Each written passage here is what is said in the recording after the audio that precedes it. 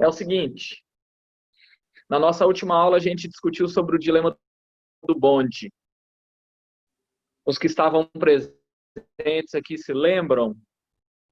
Nós ficamos aqui debatendo, né, sobre quais seriam necessariamente as escolhas e os motivos que nos levariam a uma decisão. E chegamos a uma conclusão, né? Que não foi a solução do problema. E, de fato, o dilema do bonde não tem uma solução que seja perfeita. Sempre alguém sairá prejudicado. Vocês se lembram, gente, do dilema do bonde? Sim. Vocês se lembram? Ótimo, então E tá. uma vaga lembrança triste. Como é que é? Uma vaga lembrança triste, né, professor? Matar os outros. Tivemos que fazer uma escolha. Pois é, Tivemos que né? fazer uma escolha. Bom, né? Levando isso agora adiante, temos aqui que fazer algumas considerações. Aquela ética que nós estudamos, Sol, para de comer sua patinha. Gente, eu tenho uma cachorra que nunca vi, a pata dela deve ser de açúcar. Toda vez que eu olho para ela, a cachorra está lambendo a pata dela. É um dilema. O que eu faço com essa cachorra? Enfim, voltando aqui, vamos nos concentrar. Naquela situação, ficamos, né, pensando sobre as decisões que nós deveríamos necessariamente tomar. Não encontramos uma solução, mas chegamos a uma constatação. Decidimos por meio da razão, decidimos por meio dos sentimentos. Então, são dois fatores que nos levam a fazer escolhas. A racionalidade e a crença. E existe também algumas coisas que pesam no momento em que nós tomamos decisões. A qualidade e a quantidade. Quando eu falo quantidade, naquele caso, a quantidade de pessoas que nós analisávamos. Afinal de contas, né, grosso modo, friamente pensando, entre salvar 1 e 5 pessoas, optamos por salvar 5. E pensando isso aí, pensando quantitativamente. Agora, pensando qualitativamente, se torna mais interessante levarmos em consideração a menor quantidade de sofrimento gerado. Ou, se você quiser substituir, neste caso, a maior quantidade de felicidade, de bem-estar. Então, um utilitarista, ao decidir, ele usa esta formulazinha matemática. Se trata necessariamente de uma fórmula mesmo, né? Essa fórmula é uma combinação da quantidade de pessoas junto do maior bem-estar possível gerado para essas pessoas. Então, quando nós falamos sobre a democracia, nós vamos passar por isso aí em algum momento, quando a gente entrar em política, essa discussão ela virá à tona. Quando nós falamos do regime democrático, onde o voto é o elemento de escolha, olha só que coisa curiosa. O candidato que ganha é o candidato que foi eleito pela maioria. As pautas aprovadas são as pautas que tiveram a maior quantidade de votos. Inegavelmente, nós observaremos uma frequência muito alta de uma seguinte coisa. Quando eu for debater um tema, nem sempre, quando estiver debatendo esse tema, encontrarei concordância. Isso é algo inerente à própria vida. Nós não pensamos de maneira semelhante. Então, nós acabamos por ver as coisas sobre óticas distintas. Então, o lado positivo do sistema utilitarista é que, quando decidimos, levamos em consideração, né, a grande maioria. O lado positivo do sistema utilitarista é que temos, de alguma maneira, né, uma estrutura que nos permite fazer uma escolha e seguir esta escolha. Agora, o lado negativo da ética utilitarista, e eu apenas agora vou evidenciar, é que quando a maioria decide, existe uma minoria que terá que necessariamente se submeter ao desejo desta maioria. Está entendendo? Né? O problema do utilitarismo é que ele não beneficia a minoria. Então, pensando em termos políticos, sem aqui delongar muito sobre, nós precisamos, então, pensar em outros critérios que não sejam critérios de decisão, de escolha, necessariamente utilitaristas. E o papai está dando a aula. Tá? Então, assim,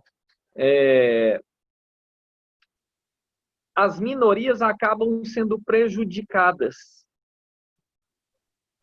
Porque, como a maioria votou, e nós convencionamos que a decisão tomada é da maioria, a minoria fica, nesse momento, fora de jogo. Eu, particularmente, vejo isso com muita frequência em ambiente de sala, né? Sala de aula. Às vezes estão lá, né, os meninos estão querendo que ligue o ventilador.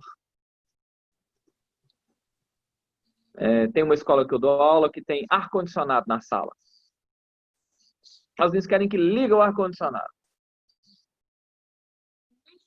E aí tem 2 ou 3 alunos que têm rinite, sinusite.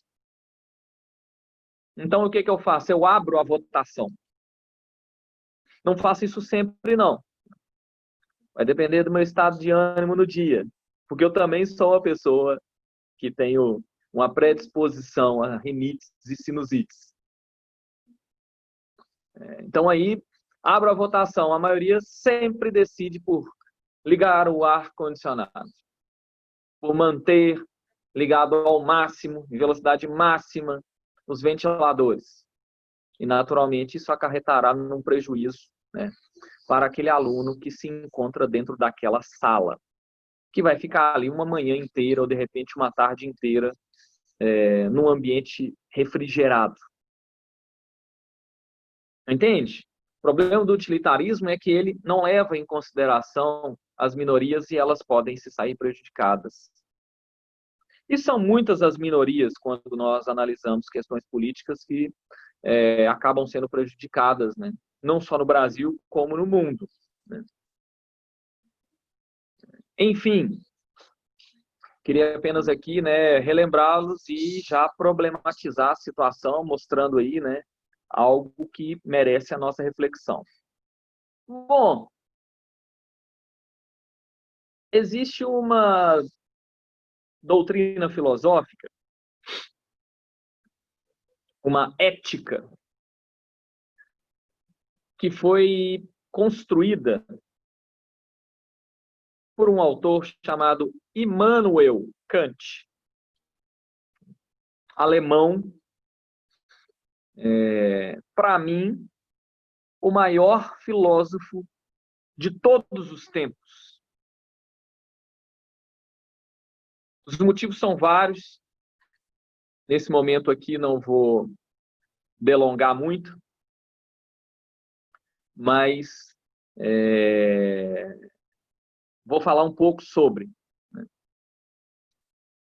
O Kant, ao fazer uma reflexão, que, diga-se de passagem, foi longa, uma reflexão extremamente fundamentada, ele estabeleceu critérios sob os quais ele construiu uma filosofia ética que eu particularmente considero como sendo uma obra-prima. Eu não vou entrar aqui nos detalhes, né? Vou apenas me concentrar nos critérios, né? Mesmo porque se eu entrar nos detalhes, né, a gente vai deixar isso muito complicado. Então, eu me manterei exclusivamente nos critérios que foram estabelecidos pelo Kant. Em linhas gerais, né, o Kant vai dizer que a primeira coisa que nós devemos fazer, né, é procurar agir pensando nas intenções e não nas consequências das ações. Por que eu estou aqui já falando sobre intenções e não consequências? Porque não raro nós, ao fazermos escolhas, fazemos escolhas pensando nos resultados que delas advirão. E o Kant entende, e com profundas razões, que a decisão correta é aquela que se estabelece sob uma estrutura intencional, não consequencialista, numa estrutura exclusivamente racional. Se você perguntasse para o Kant, por que eu tenho que fazer isso? Por que eu tenho que fazer isso? O Kant diria, né? Por que eu tenho que fazer o certo? Você está buscando uma justificativa para fazer o que é certo. A resposta do Kant seria mais ou menos a seguinte: você tem que fazer o certo, porque o certo é o que deve ser feito. Independente da consequência. Você precisa fazer o certo, porque o certo é o que deve ser feito. Vou trazer um exemplo aqui para vocês.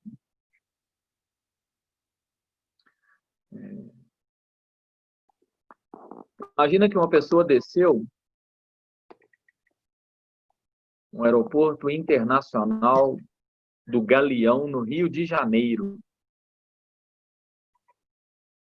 O cara veio de algum lugar, sabe-se Deus de onde. O cara não fala nada de português. E lá estando, ele procura um lugar porque ele quer comprar água, ele está com sede. E ele sabe que a água vendida em aeroporto, qualquer coisa, é muito cara. Então ele sai do aeroporto e observa ao redor e ele vê que fora do aeroporto tem um pequeno comércio que provavelmente venderá água. E ele se encaminha para lá. E lá chegando, a única coisa que ele sabe falar em inglês é água, water. Então ele pergunta para aquele comerciante, né? Do you have water? Você tem água? Aquele comerciante que sempre está recebendo estrangeiros e gringos ali, né? Olha para ele e fala, yes, I have. Então ele pede uma água. E aí, esse comerciante vai em direção ao freezer para pegar essa água mineral e pensa, vou arrancar o couro desse camarada. Vou cobrar desse cara uns 20 reais numa garrafinha de água.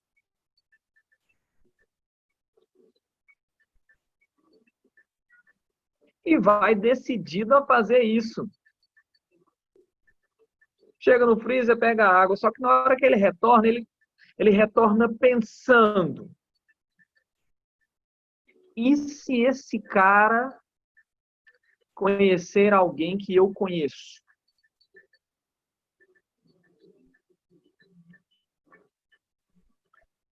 E se esse camarada for conhecido? Deixa eu ir me encaminhando aqui, porque a pequena está aqui do lado jogando negócio no computador, eu fico mais à vontade aqui com vocês. Vou sentar aqui do outro lado. E se esse cara, então, conhecer pessoas que eu conheço, esse cara for famoso, enfim. Esse cara vai ferrar comigo. Na hora que ele chega no balcão, o cara pergunta para ele, how much? Quanto custa? E ele que tinha pensado 20 conto. Vai lá e dá o preço justo da água. Sei lá, 3 reais. 2 reais. Pergunto para vocês. Esse comerciante fez a coisa certa? O que vocês acham? Sim. Fez a coisa certa. Né? Ele cobrou o valor que era justo. Inegavelmente. Só que o Kant vai dizer que, embora esse cara tenha feito a coisa certa,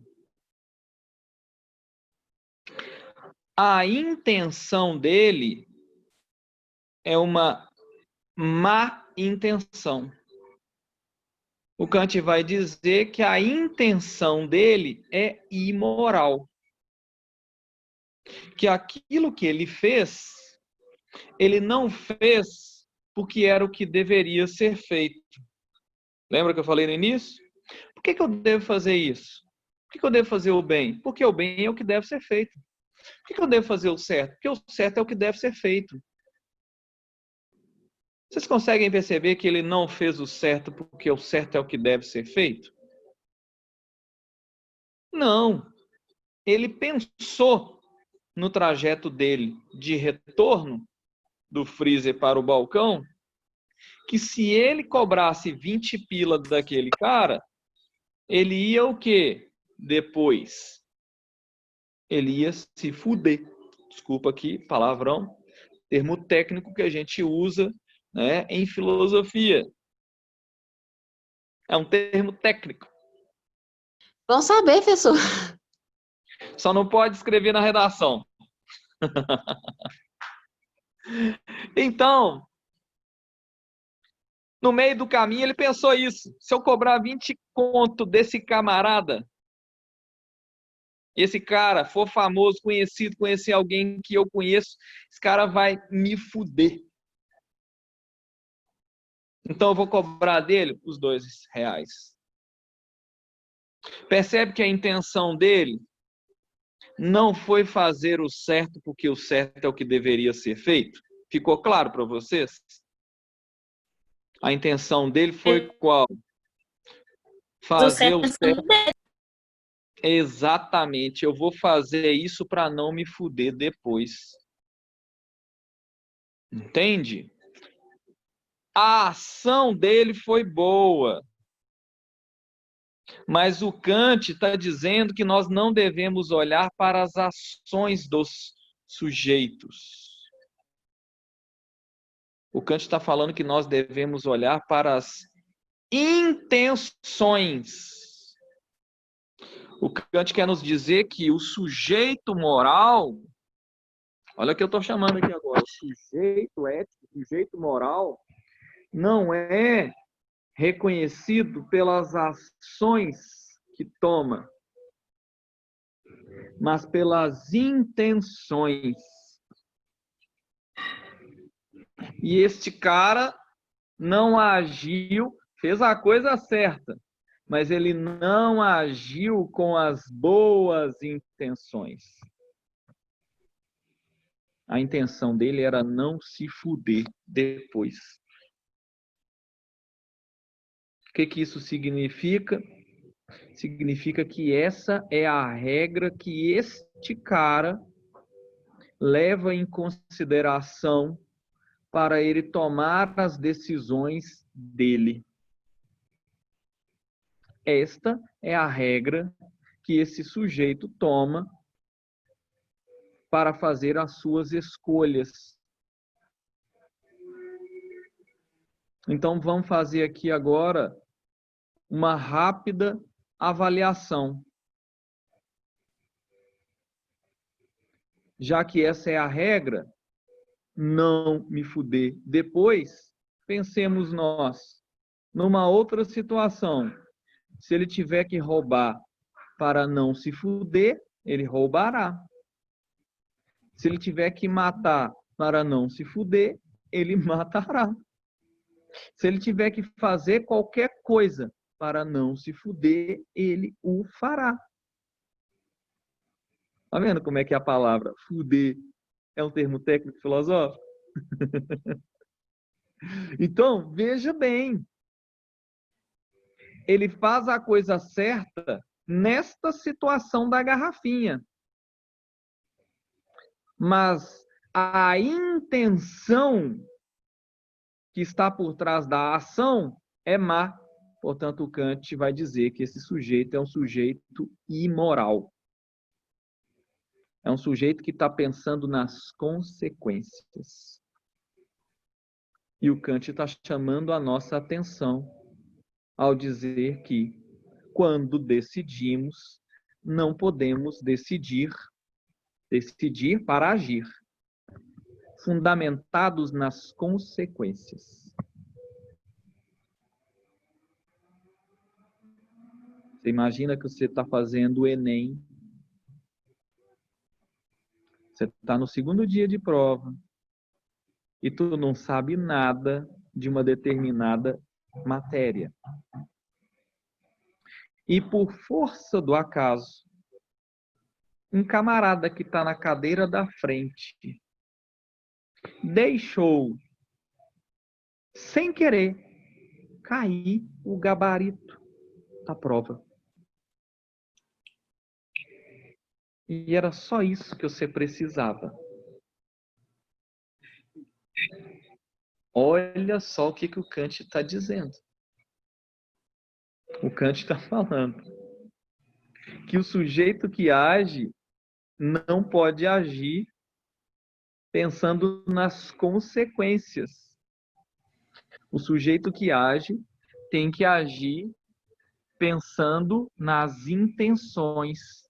E ele deve se conduzir pelas intenções não quaisquer intenções, mas as boas intenções. Então, esse sujeito, você, não deve colar. Não deve colar.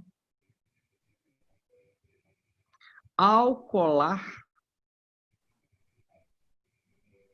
você estará fazendo a coisa errada.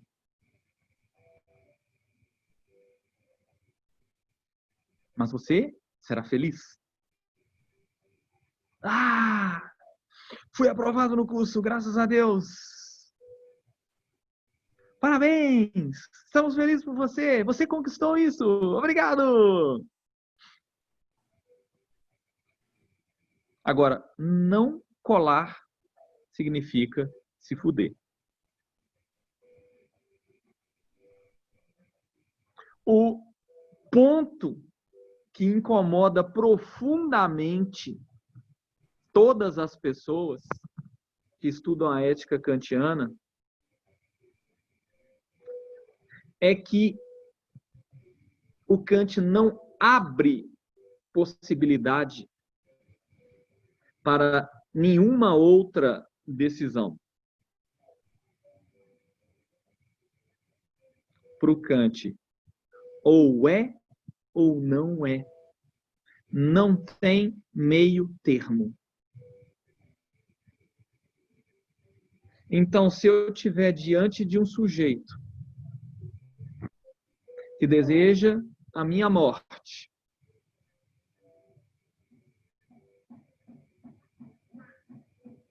e ele, então, se encaminhar nessa direção para tirar a minha vida, inegavelmente eu posso tentar me defender. Mas atentar contra a vida dele, não. Você está brincando, você quer dizer que se eu tiver armado, ele tiver armado, se ele caminhar na minha direção, eu não posso atirar nele? Para matar, não. Mas e se eu souber que ele vai me matar de qualquer maneira? Para matar, não. Pô, mas aí eu vou me ferrar. Mas é isso que o Kant está dizendo. Por que eu tenho que fazer o certo? Porque o certo é o que deve ser feito. Não tem como eu justificar a morte do outro. Pensem comigo. Se eu conseguir, de modo racional, encontrar um fundamento que justifica a morte do outro, o assassinato, a partir desse fundamento eu construo todo um edifício e sou capaz de justificar a morte de todos os outros homens. Entende?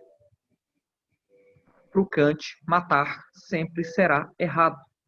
Roubar sempre será errado. Não existe meio termo. Ah, foi legítima defesa.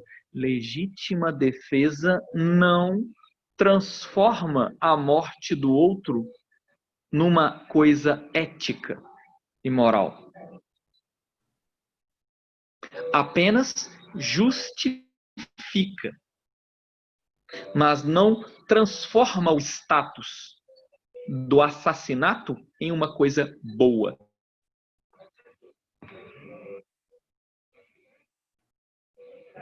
E vocês devem estar aí se virando e falando, putz grila, velho.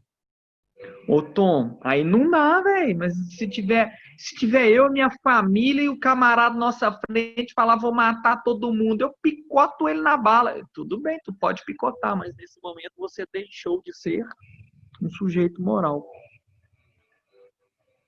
O problema, né, que muitos dizem, chamam problema, eu particularmente não considero como um problema, né, porque o problema para mim não está na teoria do Kant, o problema está em nós, em cada um de nós que não consegue, de fato, né, levar a cabo a ética kantiana, porque o mundo, né, é habitado por sujeitos imorais.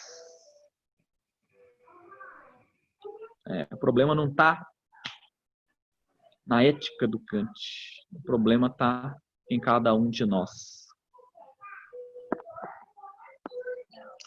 Então, assim, o que o Kant, né, está aqui nesse momento nos dizendo? Kant está falando para a gente que eu não posso me submeter a desejos, que eu não posso levar a minha reflexão a consequências. Eu tenho que pensar agindo nas intenções. Fazer o que é certo, porque o certo é o que deve ser feito. Eu devo, segundo Kant, me submeter a critérios para a minha ação que sejam critérios de validade universal, que sejam critérios baseados em necessidade. Porque aqui agora eu estou levando em conta. Quais são, então, as normas e as leis que eu devo seguir? O que é o certo? Já que o certo é o que deve ser feito. O Kant está dizendo, tudo aquilo que eu fizer e que eu veja que é bom, não só para mim, como para os demais. Então vamos aqui, vamos construir uma lei universal, que segundo Kant eu considero também, tá? Quem sou eu perto do Kant? Ninguém. Mas vamos aqui tentar construir uma lei de caráter universal, que não há como alguém refutar. Vamos aqui para uma primeira pergunta. Vocês acham que o respeito é uma coisa necessária? O Kant está dizendo que a gente tem que levar em consideração 2 critérios para construir uma lei: a necessidade e a universalidade. Você acha que o respeito é uma coisa necessária?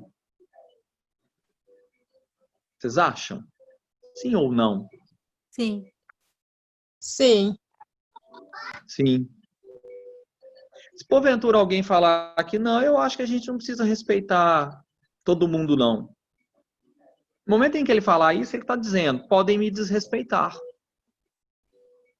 Já que ele fala que não precisamos respeitar todo mundo, então começamos a ofendê-lo, e vamos ofendendo, e vamos falar. Em algum momento esse sujeito vai virar e falar assim, eu quero que vocês me respeitem. Então, o respeito é uma necessidade. Só que não é uma necessidade para um determinado grupo. O respeito é uma necessidade que está sobre os ombros de todos. Concordam comigo? Eu tenho que respeitar todos e todos têm que me respeitar. Então eu vejo que o respeito cumpre os 2 critérios estabelecidos pelo Kant: da universalidade e da necessidade. Vamos agora para uma outra coisa. A diferença. Diferença. Alguém é idêntico a alguém? Não.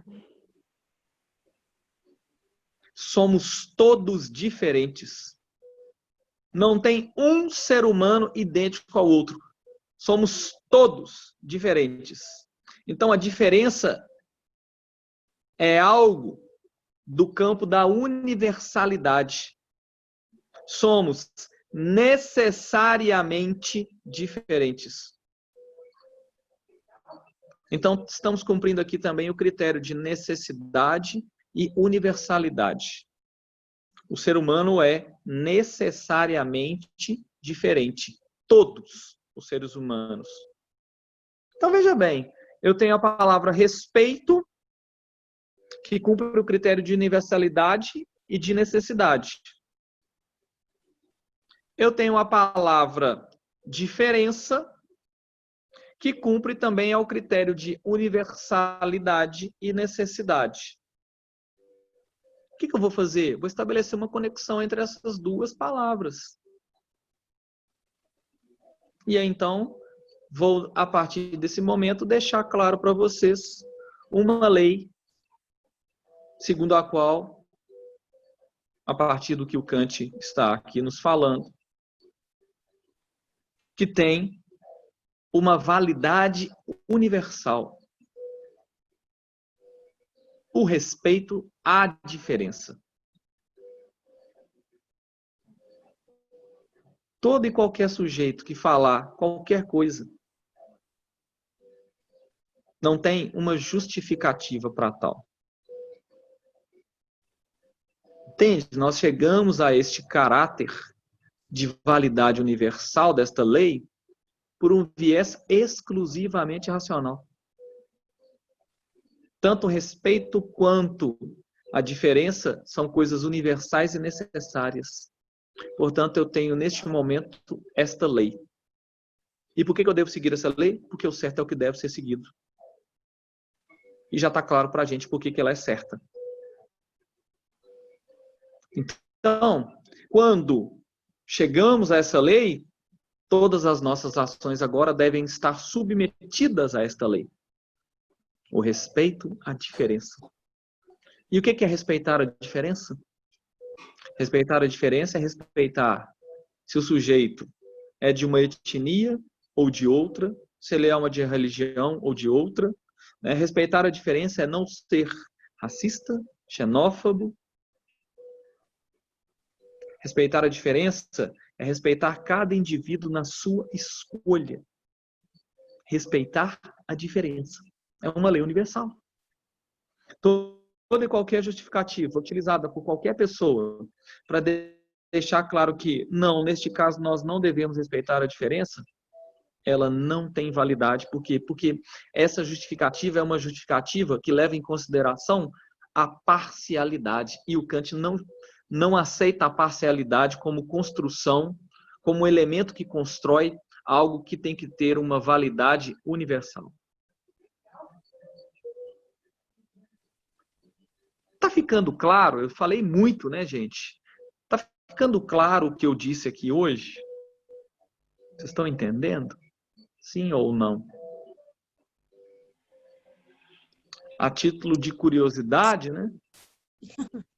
Só para a gente se encaminhar aqui para o término da nossa aula.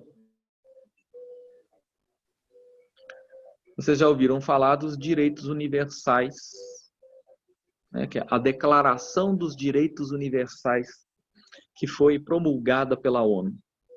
Olha que coisa curiosa. Nós estamos falando de uma declaração que tem como caráter a defesa, a proposição de direitos com características universais. Sabe de quem que esses caras extraíram os elementos necessários para escreverem esses direitos universais? Do senhor Kant. O senhor Kant é o único filósofo que deu condições, devido à sua capacidade intelectiva, de fundamentar, sob um viés exclusivamente racional, leis com características universais, portanto, com validade para todos e quaisquer sujeitos do mundo. E toda e qualquer pessoa que tentar, de alguma maneira, refutar isso, infelizmente, está fadada à derrota. Porque ou vale para todo mundo, ou é necessário para todo mundo, ou não o é. Entende? Essa é a linha de corte do Kant.